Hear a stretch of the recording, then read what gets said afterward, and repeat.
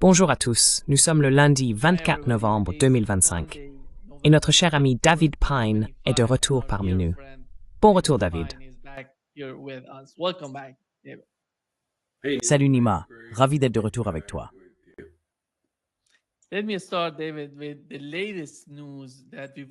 Permets-moi de commencer, David, par les dernières nouvelles que nous avons apprises de Zelensky. Il a confirmé qu'il rencontrera Donald Trump pour discuter des 28 points.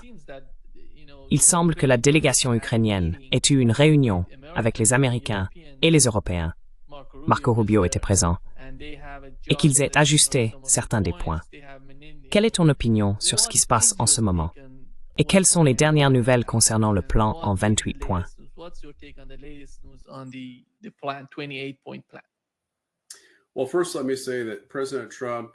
Eh bien, permettez-moi d'abord de dire que le président Trump a rendu un grand service en présentant ce plan de paix en 28 points. C'est mardi dernier qu'il a été divulgué, peut-être par Keith Kellogg, qui est sur le départ. Il aurait démissionné et quitterait son poste d'envoyé spécial des États-Unis en Ukraine en janvier. Cela semblait être une démission de protestation, car il n'aimait pas le plan de paix. Dans mon dernier article sur mon Substack Real War, à l'adresse depine.substack.com, j'ai supposé que la Russie accepterait probablement 25 de ces points. Il n'y en avait que 3 essentiels qu'elle rejetterait. Mais la dernière nouvelle, c'est que Rubio, en gros, hier, l'Ukraine et les dirigeants de l'UMA se sont réunis et ont élaboré leur propre plan de paix alternatif en 28 points.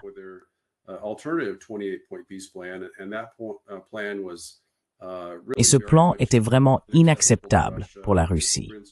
Il cherchait essentiellement à saboter et à détruire toute chance de paix que Trump poursuivait, bien que de manière incohérente, très incohérente en réalité, seulement par brève période.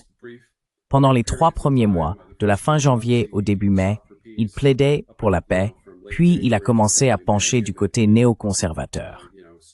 Ensuite, lors du sommet de la paix d'Anchorage le 15 août, et pendant une grande partie du mois d'août, il s'efforçait de nouveau d'obtenir la paix. Il a conclu un accord avec Poutine, selon lequel la Russie accepterait un cessez-le-feu en échange du transfert de la région du Donbass occidental, ou plutôt de la région de Donetsk, à la Russie.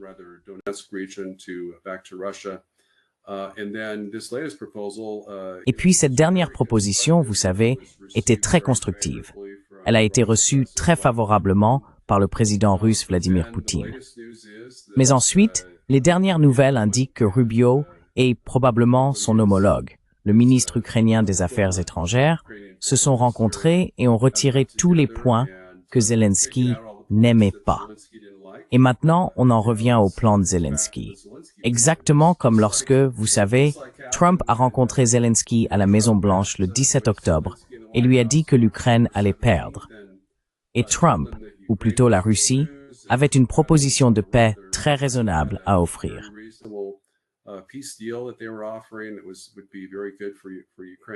Cela aurait été très bénéfique pour l'Ukraine si Zelensky l'avait signé, sinon l'Ukraine allait être détruite. Et maintenant, vous savez, l'histoire ne cesse de se répéter. Cette administration agit presque de manière bipolaire. Elle fait de grands gestes grandioses pour la paix. Trump y est tout à fait favorable. Il semble peut-être faire pression sur Zelensky pour qu'il fasse quelque chose, puis en 3 jours ou moins, il abandonne tout. Vous savez, il y avait une date limite jusqu'à hier. Trump avait fixé une échéance à Thanksgiving pour que Zelensky accepte la proposition. Sinon, l'aide américaine serait coupée.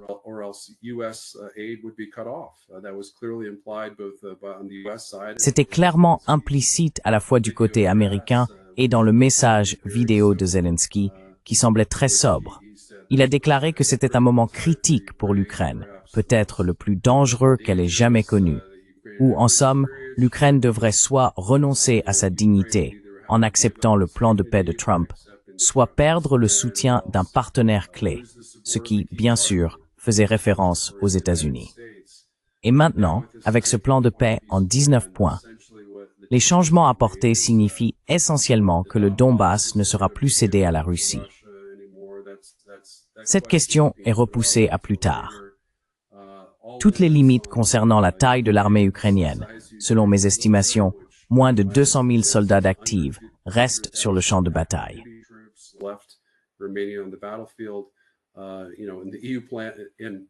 Dans le plan de Trump, il s'agissait de 600 000 afin qu'ils puissent tripler la taille de leur armée. Dans le plan de l'UAV4, il s'agissait de quadrupler la taille pour atteindre 800 000. Et maintenant, Rubio a accepté de supprimer toutes les limites concernant la taille de l'armée ukrainienne ou de ses systèmes d'armes, ce qui, vous savez, retire l'une des 3 principales exigences de la Russie lorsqu'elle a envahi l'Ukraine et cherché immédiatement la paix avec elle. Ces exigences étaient la dénazification, la démilitarisation et la neutralité de l'Ukraine. Et je pense que même la question de l'adhésion à l'OTAN, oui, c'était l'autre grand sujet, a maintenant été retirée du plan de paix en 19 points. Autrefois un plan en 28 points, il n'en compte plus que 19. Ainsi, l'adhésion à l'OTAN reste incertaine. Elle ne fait partie d'aucun accord.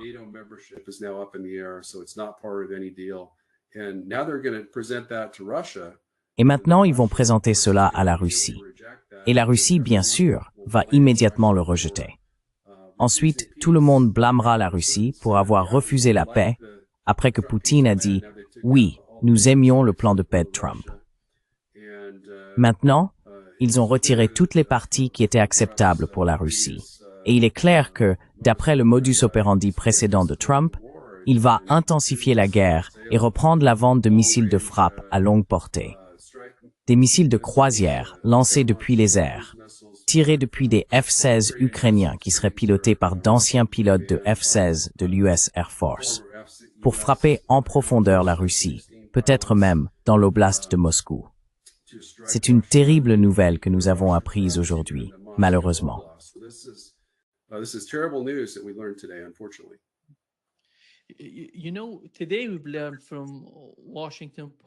Vous savez, aujourd'hui nous avons appris dans le Washington Post qu'un des responsables à Washington leur a dit que Donald Trump n'était pas très impliqué dans la préparation de ce genre de documents.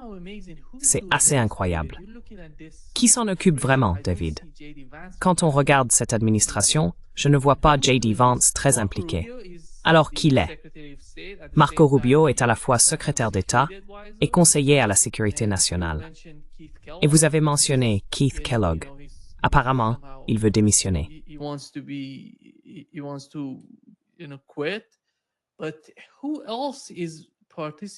Mais qui d'autre participe, qui prépare ces documents et qui en décide? Vous savez, en ce moment, ils ont publié un plan en 28 points. Et comme vous l'avez mentionné, il a été réduit à 19 points. Donc, je pense que l'un des principaux objectifs concernait la taille de l'armée ukrainienne, qui comptait 600 000 hommes. Aujourd'hui, je parlais avec Paul Craig Roberts, et il disait que même 600 000 serait trop pour que la Russie l'accepte. Et vous voyez, tout à coup, il retire ses points. Alors selon vous, qui est derrière tout cela? Et qui va faire pression sur Zelensky?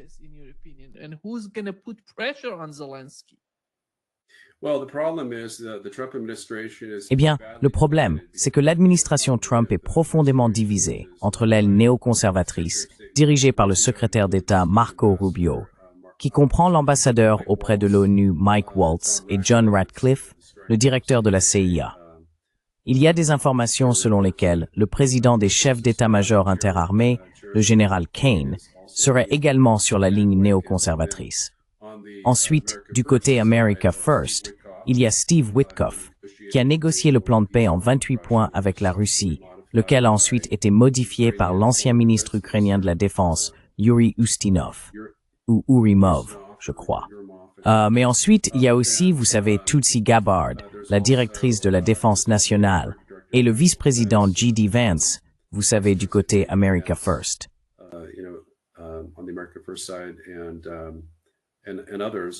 Et quelques autres. Dan Driscoll, le secrétaire de l'armée.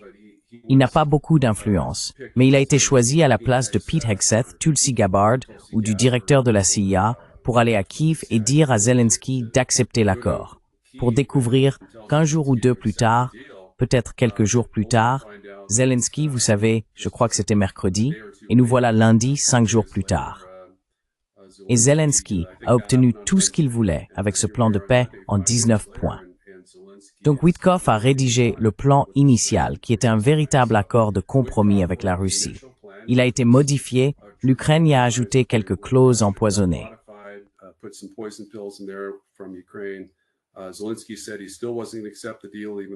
Zelensky a dit qu'il n'allait toujours pas accepter l'accord, même s'il avait, vous savez, eu son mot à dire par l'intermédiaire de son ancien ministre de la Défense sur les termes de l'accord. Et maintenant, en gros, Trump et Rubio ont cédé à tout ce que Zelensky demandait, et il ne reste vraiment plus rien d'une véritable proposition de paix que la Russie envisagerait même de considérer.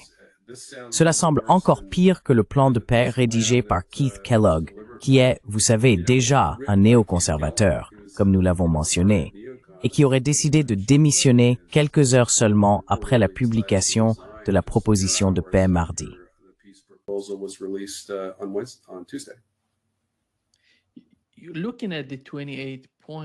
En regardant les 28 points, à mon avis, les éléments clés de ce plan étaient, vous savez, l'un d'eux concernait les concessions territoriales de l'Ukraine, les limitations de son armée et sa relation avec l'OTAN.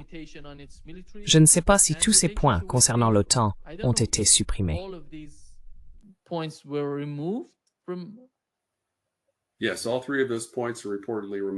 Oui, ces 3 points ont apparemment été supprimés, selon le New York Post et d'autres sources.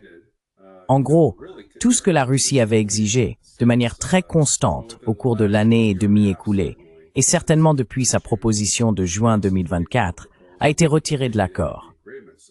Il ne reste donc vraiment plus rien à examiner pour les Russes. Vous savez, cette proposition de paix, c'est en réalité le plan Zelensky. Trump a permis à Zelensky de le modifier à sa convenance. Et c'est désormais le plan de paix Zelensky-UFA. Car la seule chose sur laquelle Trump a toujours été cohérent, c'est qu'il cède toujours et se rend unilatéralement aux néoconservateurs, aux dirigeants de l'Union européenne qui veulent une guerre perpétuelle, et bien sûr à Zelensky, dont la dictature même et la poursuite du pouvoir en Ukraine dépendent de la continuation de la guerre.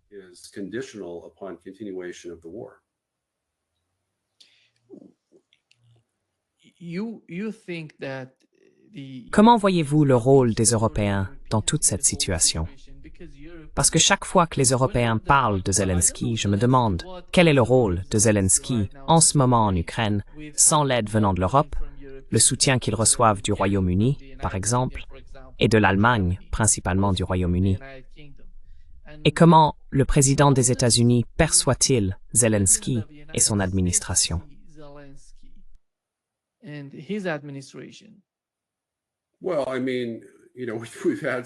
bien, je veux dire, vous savez, nous avons eu quelques indications sur la façon dont le président Trump perçoit réellement Zelensky. Car lors de sa rencontre du 28 février avec Zelensky à la Maison-Blanche, ils ont eu une grosse dispute, et elle a été très publique. Puis, le 17 octobre, il a eu une réunion ponctuée de jurons, au cours de laquelle Trump n'a cessé d'insulter Zelensky et a jeté sa carte par terre. Une carte que Zelensky avait apportée pour souligner l'importance des donateurs occidentaux dans la défense de l'État ukrainien.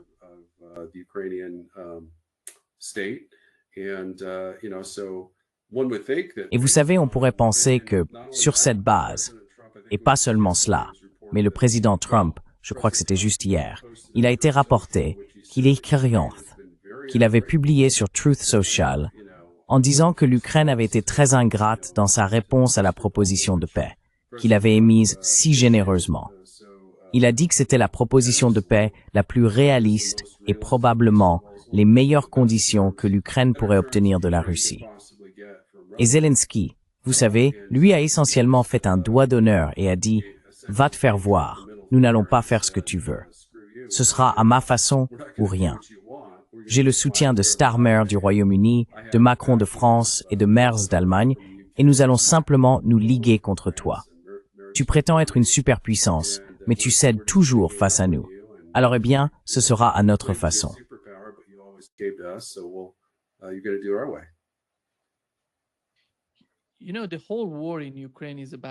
Vous savez, toute la guerre en Ukraine tourne autour de l'OTAN et de son expansion.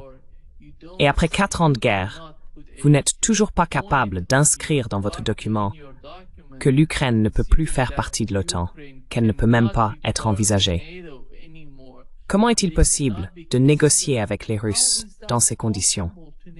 Je ne sais pas ce qui se passe dans la tête de Marco Rubio, par exemple, quand il va et accepte cela.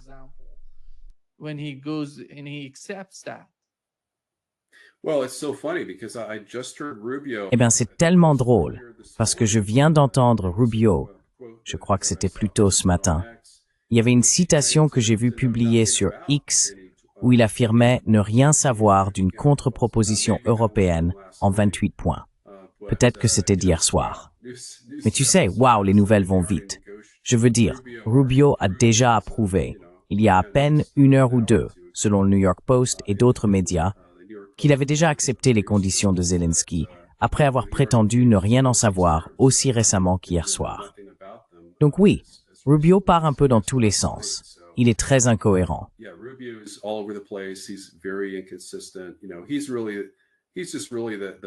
C'est vraiment lui le principal problème. Le principal obstacle à la paix a toujours été Rubio au sein de l'administration. C'est lui qui, selon les informations, a fait échouer le sommet de Budapest. C'est lui qui a convaincu Trump de l'annuler. Il est, tu sais, vraiment une épine dans le pied de Trump. C'est une approche très America Last, Ukraine First, Israel First. Et il veille à ce que l'agenda de paix de Trump, du moins en ce qui concerne l'Ukraine, ne réussisse jamais. En conséquence, le monde fait face à une menace accrue de troisième guerre mondiale, quelque chose que nous n'avons pas connu en tant que pays depuis la crise des missiles de Cuba. Je crois que ton micro est coupé.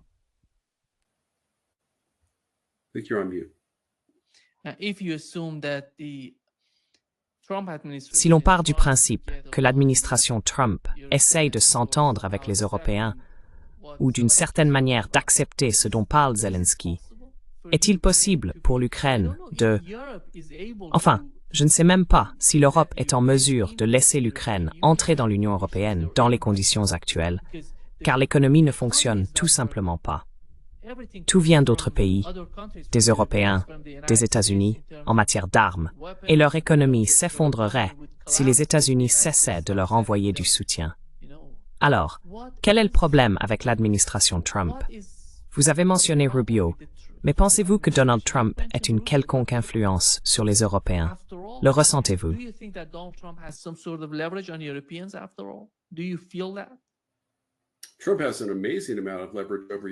Trump dispose d'un pouvoir de pression considérable sur l'Ukraine et les Européens. S'il menaçait de quitter l'OTAN demain, les dirigeants de l'UMBL accepteraient simplement tout ce que Trump dirait.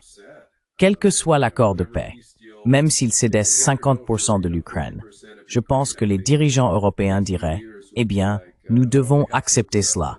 Sinon, les États-Unis quitteront l'OTAN et nous serons sans défense face à une invasion russe. » Donc, vous savez, Trump s'est vanté, combien de fois déjà, 53, qu'il pourrait mettre fin à la guerre en Ukraine en 24 heures.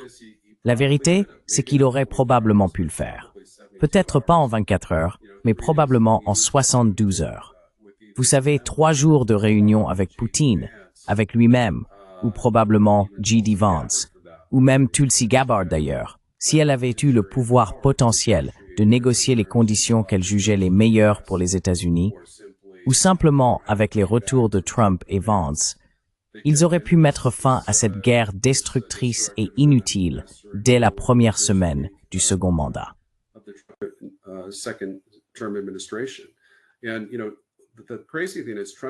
Et le plus fou, c'est que Trump continue de publier sur Truth Social en disant que cette guerre n'aurait jamais commencé s'il avait été président en 2022.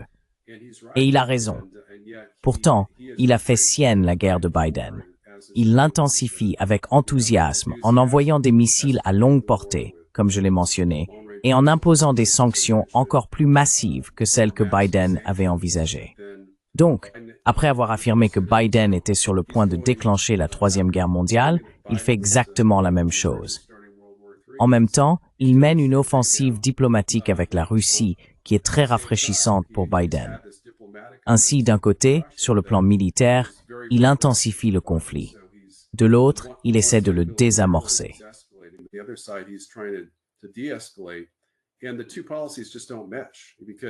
Et ces deux politiques ne s'accordent tout simplement pas, car plus Trump intensifie la guerre, plus il envoie des missiles et des armes, que ce soit directement ou indirectement à l'Ukraine, et plus il renforce les sanctions contre la Russie, plus les dirigeants russes vont se dire « cet homme n'est pas digne de confiance ». Il prétend vouloir la paix, et pourtant il intensifie la guerre de Biden. Il veut clairement détruire la Russie aussi. Nous ne devrions accorder aucun crédit à ces paroles. Et pourtant, le président russe Poutine s'est montré très magnanime et élogieux à l'égard de toutes les initiatives diplomatiques de Trump, essayant d'ignorer les escalades autant que possible.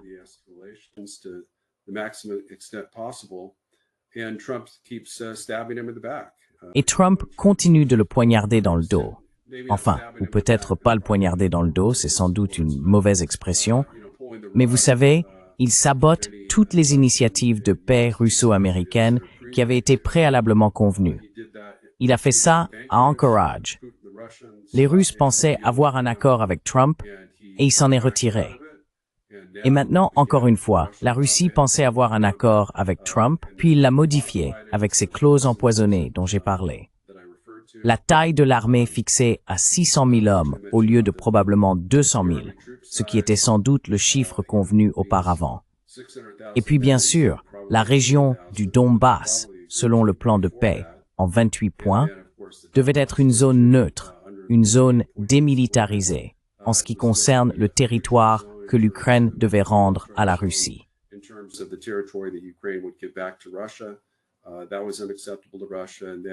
C'était inacceptable pour la Russie. Et puis bien sûr, 100 milliards de dollars de réparation. Désormais, dans la contre-proposition européenne, cela s'élevait à 300 milliards de réparation. Et dans ce nouvel accord, le plan de paix en 19 points, il n'y a absolument aucune limitation quant à la taille de l'armée ukrainienne ou aux armes qu'elle peut posséder. Comme vous l'avez mentionné, la question numéro 1 pour la Russie, la raison de son invasion, est que l'Ukraine devienne un pays définitivement neutre, comme elle l'était sous sa constitution d'avant 2019, et qu'elle ne rejoigne jamais l'OTAN. Et maintenant, Rubio a supprimé cette clause. Ainsi, Rubio s'est exposé plus que jamais comme le principal obstacle à la paix du côté américain.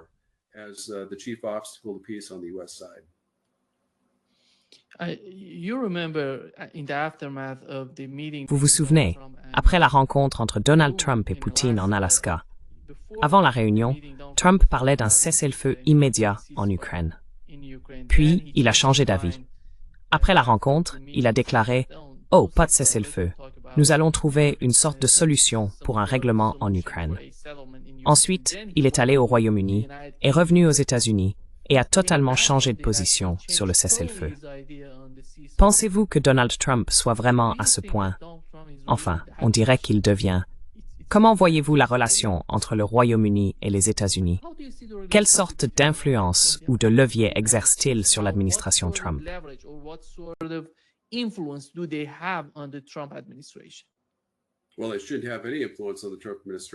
Eh bien, cela ne devrait avoir aucune influence sur l'administration Trump, car jusqu'à récemment, l'ambassadeur du Royaume-Uni aux États-Unis avait mené campagne et travaillé pour vaincre Trump lors de la dernière élection. Et bien sûr, Zelensky aussi. Vous savez, Zelensky est venu encourager les gens à voter pour des sénateurs démocrates lors de l'élection de 2022, en quelque sorte. Je ne pense pas qu'il ait jamais fait campagne pour Kamala Harris, mais il travaillait à affaiblir le Parti républicain et à nuire à Trump, dont il savait à ce moment-là qu'il allait se représenter. Donc le président Trump, il donne simplement l'impression d'être faible. Les néoconservateurs affirment qu'il montre de la faiblesse lorsqu'il essaie de trouver un compromis avec la Russie, mais la plus grande faiblesse qu'il ait jamais montrée, c'est lorsqu'il s'est complètement plié à Zelensky, qui, comme il l'a justement déclaré en février, est un dictateur sans élection.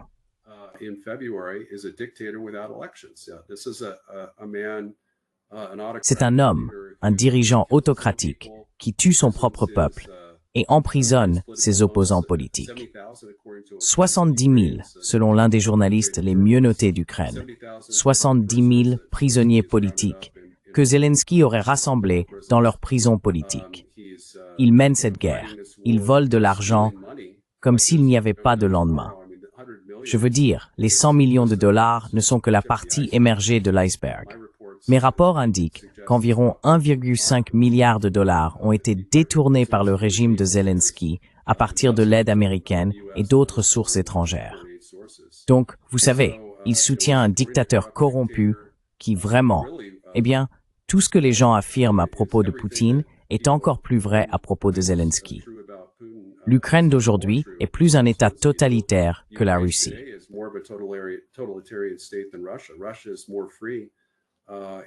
La Russie est plus libre. Et bien sûr, vous savez, ils envoient des volontaires pour combattre dans la guerre en Ukraine. Pas de conscrits. Alors qu'en Ukraine, on enlève de jeunes hommes dans la rue pour, vous savez, les envoyer se battre en première ligne après 3 jours d'entraînement, les envoyant en gros se suicider. Et c'est pour cela que la guerre est si impopulaire en Ukraine. Elle reste assez populaire en Russie, mais très impopulaire en Ukraine. Je pense qu'environ 20% des Ukrainiens veulent continuer à faire la guerre et qu'environ 80% veulent la paix, prêts à céder des terres pour la paix. Et le soutien à Zelensky a chuté, je crois, à environ 9% ou jusqu'à 16%.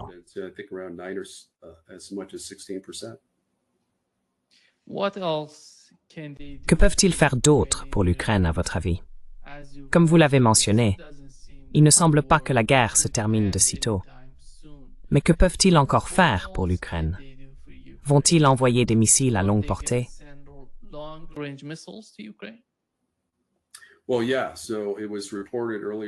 Eh bien oui, il a été rapporté plus tôt, je crois à la fin de cet été, que Trump avait autorisé la vente de 3 550 missiles de croisière aéroportés ERAM à l'Ukraine. Ceux-ci seraient tirés depuis des avions F-16. Les seuls autres appareils capables de les lancer seraient les avions d'attaque Su-24, et je pense que l'Ukraine en possède peut-être une poignée, probablement une vingtaine, qui n'ont pas encore été détruits. Donc, vous savez, un maximum de 100 avions, probablement plus près de 50, pourraient tirer ces missiles en profondeur à l'intérieur de la Russie.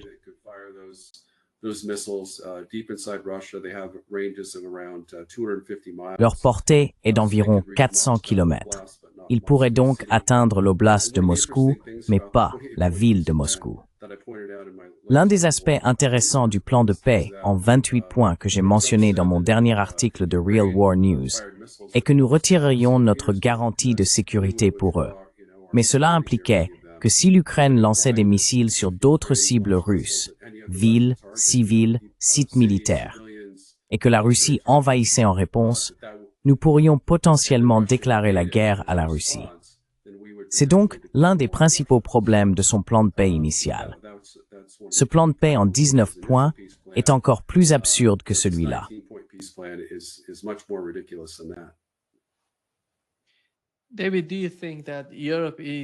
David, penses-tu que l'Europe est en train de se militariser? Parce que son économie ne se porte pas très bien en ce moment. Il parle de la militarisation de l'Europe. Ajouter plus de soldats, plus d'armes, moderniser, produire davantage d'armements. Comment vois-tu l'Europe alors que la guerre en Ukraine se poursuit?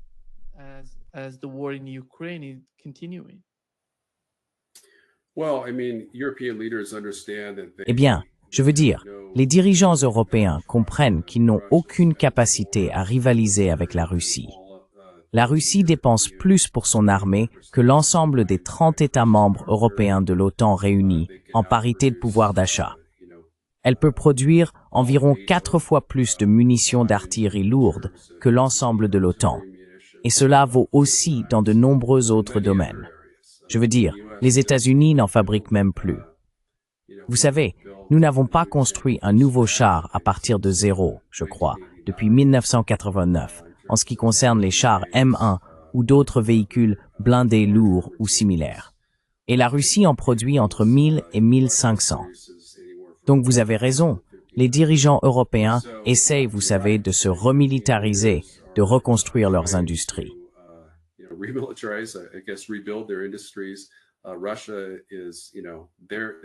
La Russie, vous savez, la Russie et la Chine produisent toutes deux. Elles ont déjà mis en place une économie de guerre et fabriquent en masse des systèmes d'armes à un rythme que nous n'avions pas vu depuis la guerre froide, en particulier en Union soviétique. Et vous savez, tout cela ne sert à rien, car la Russie est une menace que nous avons nous-mêmes créée.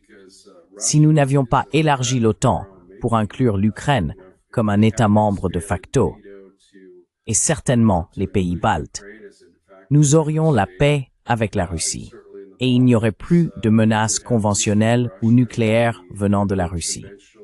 Nous pourrions collaborer avec la Russie sur le plan économique et peut-être même sur des questions de sécurité, comme Poutine, bien sûr, l'a mentionné lors de son entretien.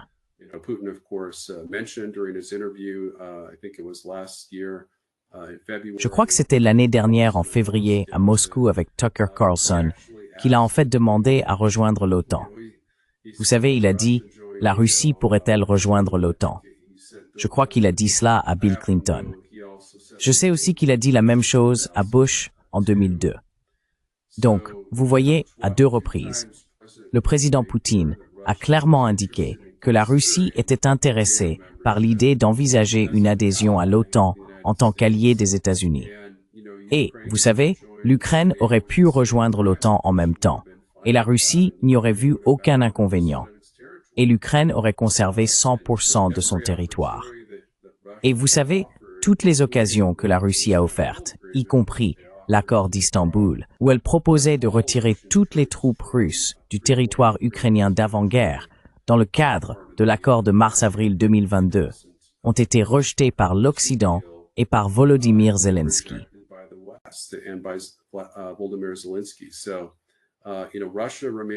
Alors, vous savez, la Russie reste bien plus attachée à la paix que n'importe quel autre pays. Trump est parfois engagé pour la paix, et parfois il revient à soutenir la guerre. Il s'est révélé être un partenaire peu fiable. Et ce n'est pas ce que je voulais dire pendant cette interview. Je voulais féliciter le président Trump pour, et je le fais, le plan de paix en 28 points. Mais si en réalité il soutient ce plan de paix en 19 points, il sera tout aussi belliciste que Marco Rubio.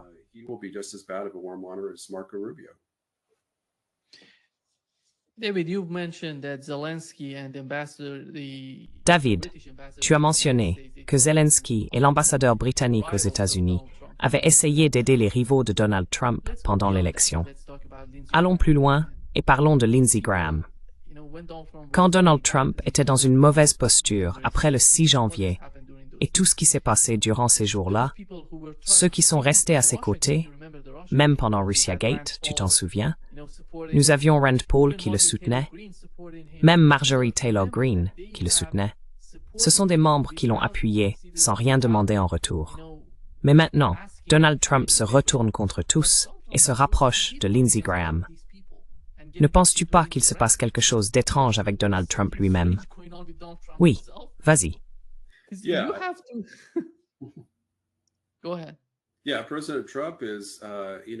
Oui, le président Trump a, vous savez, en quelque sorte prouvé avec ses dernières frasques, en louant celui qu'il appelle le député Donny, le maire élu de New York à la Maison-Blanche, en disant quel bon maire il sera. Ce sera un grand maire.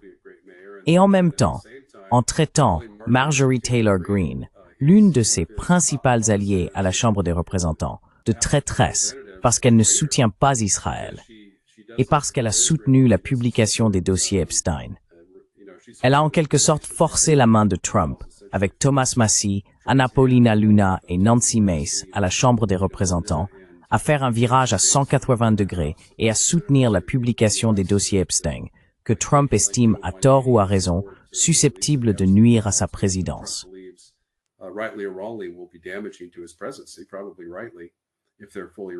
Il pense probablement à juste titre que si tout était publié intégralement, sans censure, eh bien ce serait vraiment un comportement insensé. Mais ce qu'il a essentiellement démontré, c'est que le MAGA n'est pas une idéologie.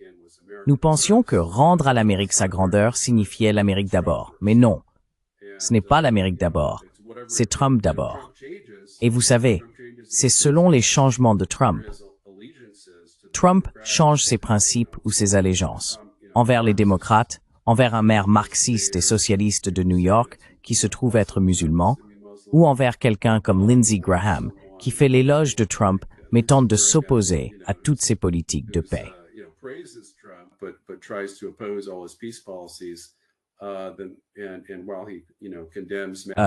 Donc, pendant qu'il condamne Massey et Marjorie Taylor Greene comme des traîtres, alors qu'ils défendent l'America First bien avant Trump, enfin dans le cas de Massey, avant Trump, Marjorie Taylor Greene, bien sûr, n'a rejoint la Chambre qu'en 2020 et a attribué à Trump sa conversion à sa position politique America First.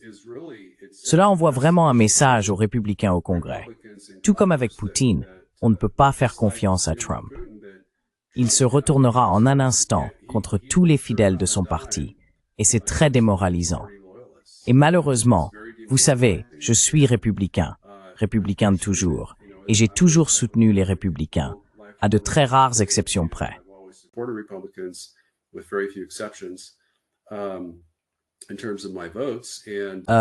En ce qui concerne mes votes, cela envoie un message, avec les élections de novembre 2025 en Virginie et dans le New Jersey, je parle des élections au poste de gouverneur, que les républicains sont en passe de perdre environ 40 sièges à la Chambre.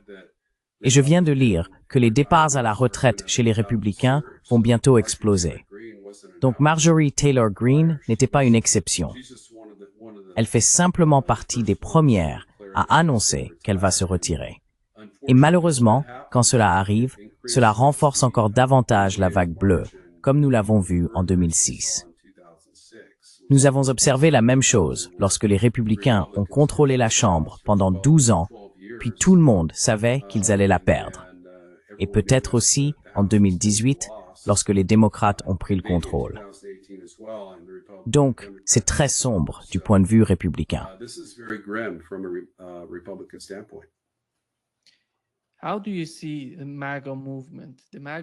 Comment voyez-vous le mouvement MAGA?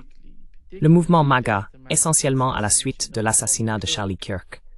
On observe une sorte de division, une sorte de fracture au sein de MAGA.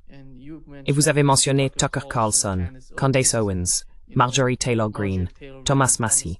Ces personnes faisaient partie de MAGA, mais aujourd'hui, elles affirment que ce que fait l'administration Trump n'est pas conforme à la manière dont elle voulait que les choses soient faites. D'un autre côté, on voit des personnes qui n'ont jamais fait partie de MAGA diriger l'administration. Vous avez mentionné Marco Rubio. Marco Rubio n'a jamais été MAGA. Alors comment voyez-vous le mouvement? Parce qu'après tout, j'ai vraiment le sentiment que J.D. Vance pourrait être l'un des principaux candidats pour 2028. Comment voyez-vous le mouvement MAGA et le soutien qu'il pourrait apporter à quelqu'un comme J.D. Vance? Vont-ils le faire évoluer? Vont-ils le détruire de l'intérieur? Je ne sais pas ce qui se passerait alors.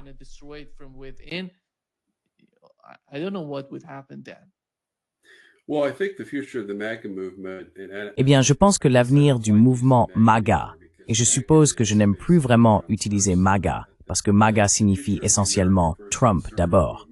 L'avenir du mouvement conservateur America First à un certain niveau est prometteur.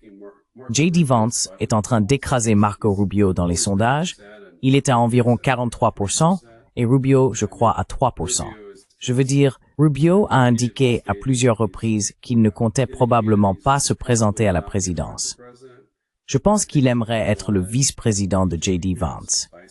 Et c'est une dynamique intéressante, car bien sûr, Vance est beaucoup plus jeune que Rubio. Mais c'est bien plus réaliste, parce que Rubio n'a vraiment aucune chance, à moins d'obtenir le soutien de Trump. Si Trump sortait et apportait son soutien à Rubio, alors il pourrait devenir un candidat sérieux.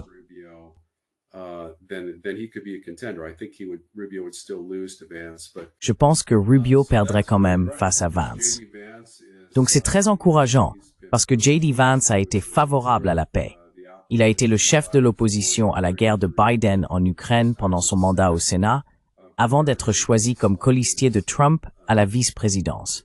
Donc c'est très positif de ce côté-là. Le problème, c'est que Trump prépare la défaite de Vance. Tout le monde sait que Vance va être le favori. Il va se présenter comme le porte-étendard républicain à la présidentielle de 2028. Mais il nous reste encore 3 ans. Et si Trump continue avec ses politiques America Last, surtout en matière de politique étrangère, c'est un enjeu clé pour le mouvement America First. Il faut ramener les troupes américaines à la maison et arrêter de mener ces guerres sans fin, de provoquer des guerres sans fin.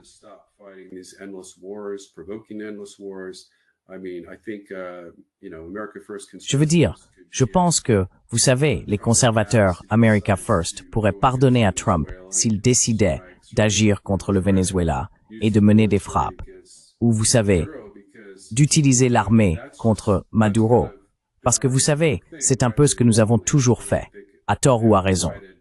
Je suis partagé sur le fait que ça serait justifié ou non, mais je pense qu'il serait bien plus justifié d'agir contre un dictateur marxiste au Venezuela, de libérer le peuple là-bas, puis de retirer toutes nos troupes, que de risquer une guerre nucléaire avec la Russie à propos de l'Ukraine ou une guerre nucléaire avec la Chine à propos de Taïwan.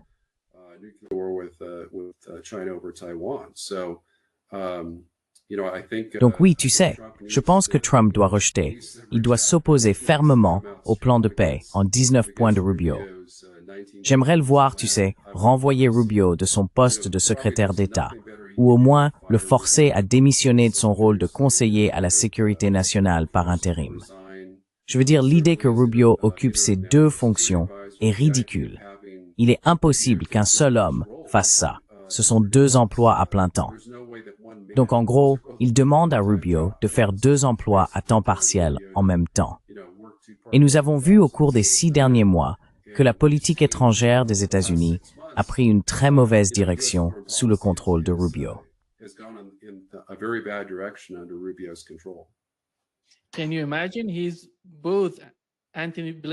Tu te rends compte? Il est à la fois Anthony Blinken et Jake Sullivan. C'est incroyable. 2 postes importants. Et il ne parle pas beaucoup, David. Il n'est pas très expressif sur ses politiques, il agit surtout en coulisses. Et c'est pour cela que la plupart du temps, nous ne savons pas ce qu'il pense, ni ce qu'il va faire. Comme tu l'as mentionné, avec ce plan en 19 points, il est allé en Europe, a parlé à Genève, a rencontré des Européens et des Ukrainiens, a modifié tout le document, puis est revenu. C'est tellement étrange. Je pense que si je me mets à la place des Russes en ce moment, ils doivent être vraiment perdus quant à ce qui se passe avec l'administration Trump.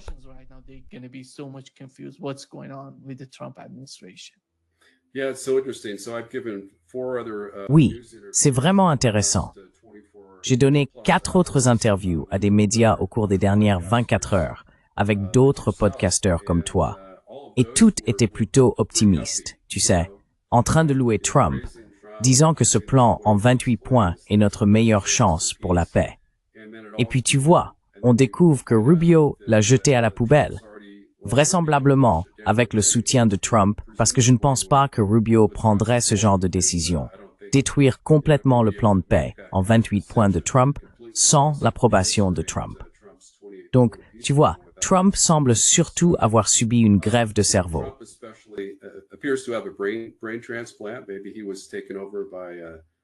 Peut-être qu'il a été remplacé par des extraterrestres voleurs de corps, je suppose, au cours des dernières 24 heures, parce que c'est l'impression que ça donne.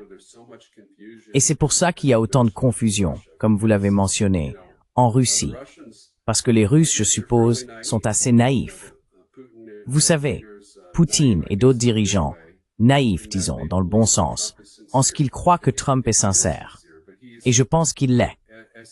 Mais en vieillissant, c'est l'une des raisons pour lesquelles les États-Unis devraient interdire au président de servir au-delà de 75 ans. Parce que alors que Trump s'apprête à fêter ses 80 ans l'année prochaine, le 14 juin, il n'a rien à voir avec Biden. Biden était absolument le pire.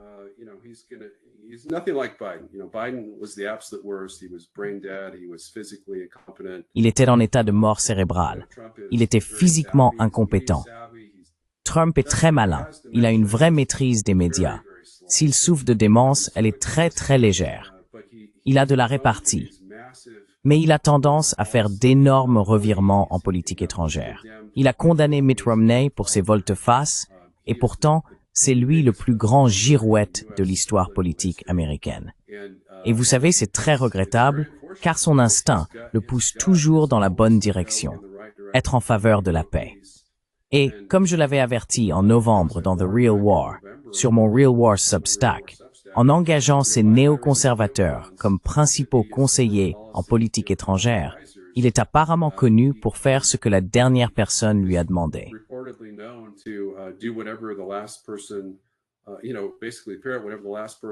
Tu sais, en gros, il répète toujours ce que la dernière personne à lui avoir parlé lui a dit, comme dans le cas de Zelensky.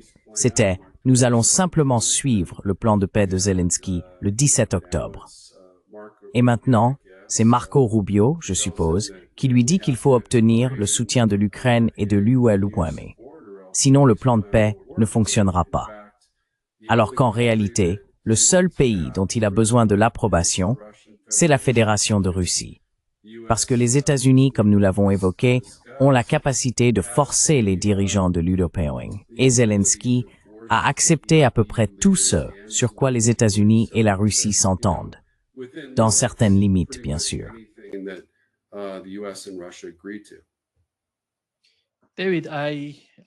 David, je crois vraiment que le lobby israélien est très puissant. Mais en ce moment, avec le cas de l'Ukraine, il semble que le lobby ukrainien soit encore plus puissant. Le lobby qu'ils ont aux États-Unis est incroyable. La manière dont ils sont capables de faire cela.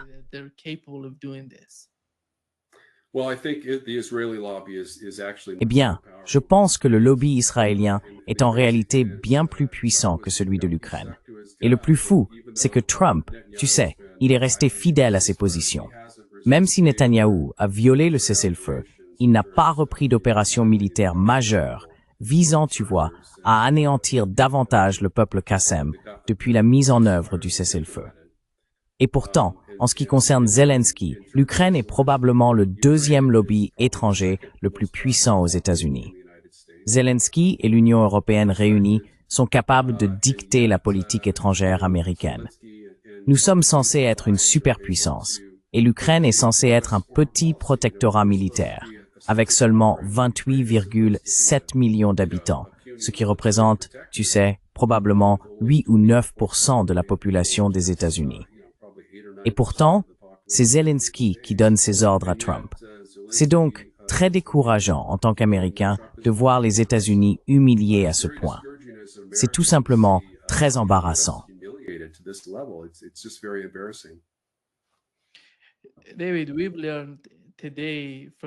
David, nous avons appris aujourd'hui de l'ambassadeur d'Iran en Russie que la Russie a proposé un plan de défense, un pacte de défense. L'Iran, la Russie et d'autres pays qui craignent une attaque de l'OTAN se rapprochent. Penses-tu que ces pays vont réellement former une sorte d'alliance, ou bien qu'ils sont déjà en train de la mettre en place sans le dire?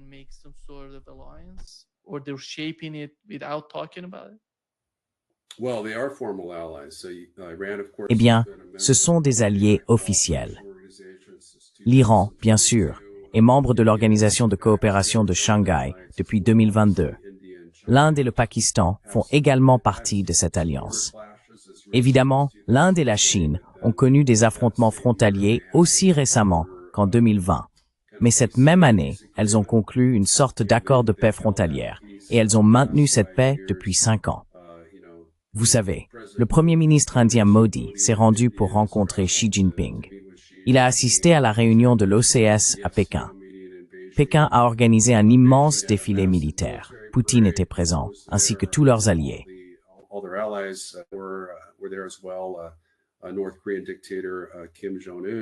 Le dictateur nord-coréen Kim Jong-un était présent, et je pense que le président de l'Iran l'était aussi. Je crois donc que c'est une erreur de ne pas reconnaître que quelle que soit la durée de leur alliance, la Corée du Nord, l'Iran, la Chine et la Russie sont aujourd'hui des alliés militaires très proches. Leur alliance forme un bloc bien plus puissant qui surpasse l'alliance occidentale dirigée par les États-Unis, l'OTAN, le Japon et nos autres partenaires, en termes d'armes nucléaires et de puissance militaire globale. La Chine, bien sûr, possède la plus grande armée, la plus grande marine, la plus grande force aérienne, la plus grande garde côtière et la plus grande force de missiles balistiques à capacité nucléaire.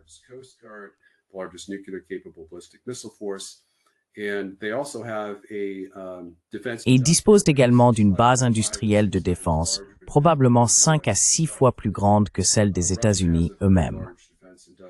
La Russie possède aussi une très grande base industrielle de défense.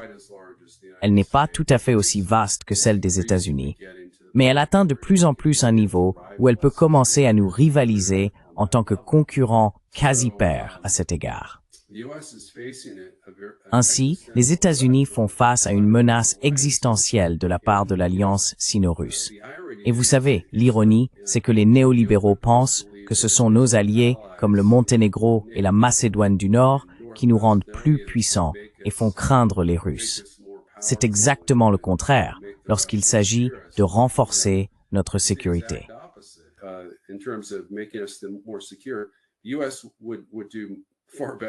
Les États-Unis feraient bien mieux, et je ne préconise pas cela, d'abandonner tous nos alliés occidentaux et de nouer de meilleures relations avec la Russie et la Chine.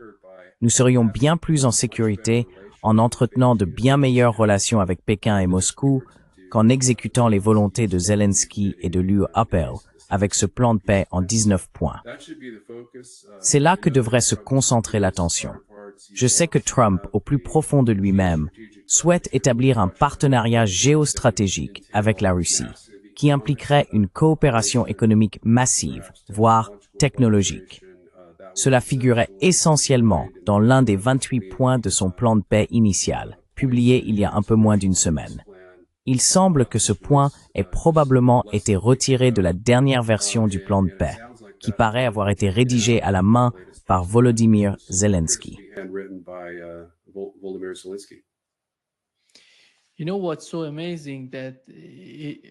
Tu sais ce qui est incroyable?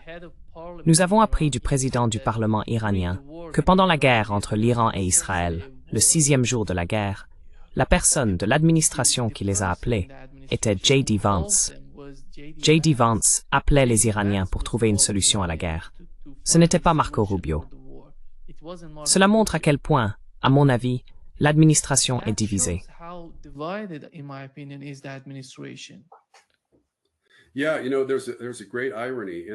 Oui, tu sais, il y a une grande ironie là-dedans. Si Trump avait choisi Rubio comme vice-président et lui avait donné le même rôle qu'il a donné à Vance, et s'il avait nommé Vance secrétaire d'État et conseiller à la sécurité nationale par intérim, aucune de ces erreurs ne se produirait. Vance serait en grande partie responsable de la politique étrangère des États-Unis. Nous aurions un accord de paix avec la Russie. Tu sais, Vance ne se serait pas soucié de ce que l'Ukraine avait à dire.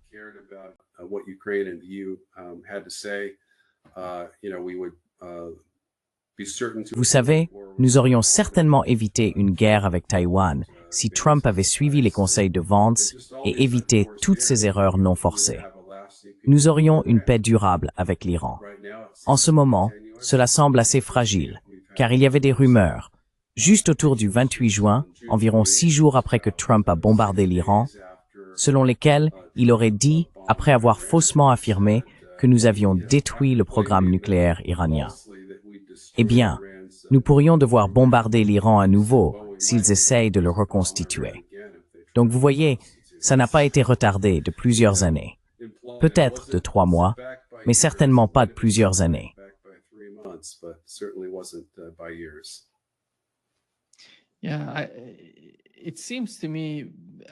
Oui, il me semble, après tout. Tu sais, tu as mentionné si J.D. Vance était secrétaire d'État. Mais ce sont Tucker Carlson et les personnes proches de Donald Trump à l'époque qui parlaient de choisir ces gens pour des postes comme celui de secrétaire d'État. Leur principal argument était que si Rubio était vice-président, quelqu'un pourrait assassiner Donald Trump et mettre Marco Rubio à sa place. C'était l'une des principales préoccupations pour des gens comme Tucker Carlson, et c'est pourquoi ils ont poussé pour que J.D. Vance soit vice-président à la place de Rubio. Il se passe beaucoup de choses au sein de l'administration.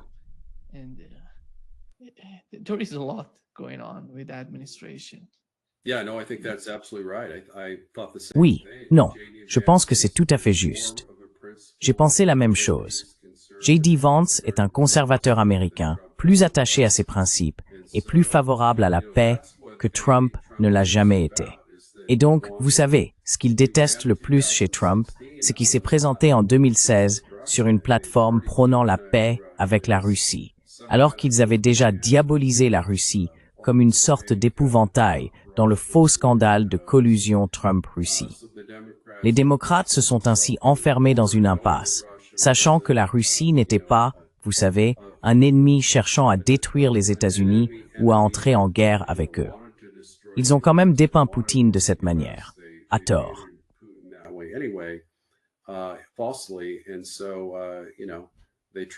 Et donc, vous savez, ils ont essayé de faire tomber la candidature et la présidence du président Trump. Ils ont réussi à l'empêcher d'établir une paix durable avec la Russie pendant son premier mandat, comme il l'avait initialement prévu. Ensuite, Trump a commencé très fort au cours des 3 premiers mois et demi de son second mandat, poursuivant la paix avec la Russie à fond. Depuis, les néoconservateurs et les néolibéraux ont pris le dessus. Je soupçonne que les démocrates vont être très favorables à ce nouveau plan de paix en 19 points, et que toutes les personnes qui détestent Trump finiront par le louer pour avoir fait ce qu'ils veulent qu'il fasse.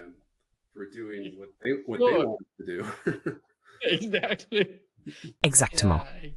Oui, exactement. Je ressens vraiment la même chose. Merci beaucoup, David Pine, d'avoir été avec nous aujourd'hui. Ce fut un grand plaisir de vous parler à nouveau. Merci, David. Gamma Stealthy Things at toi. See you soon. Bye-bye. À bientôt. Au revoir.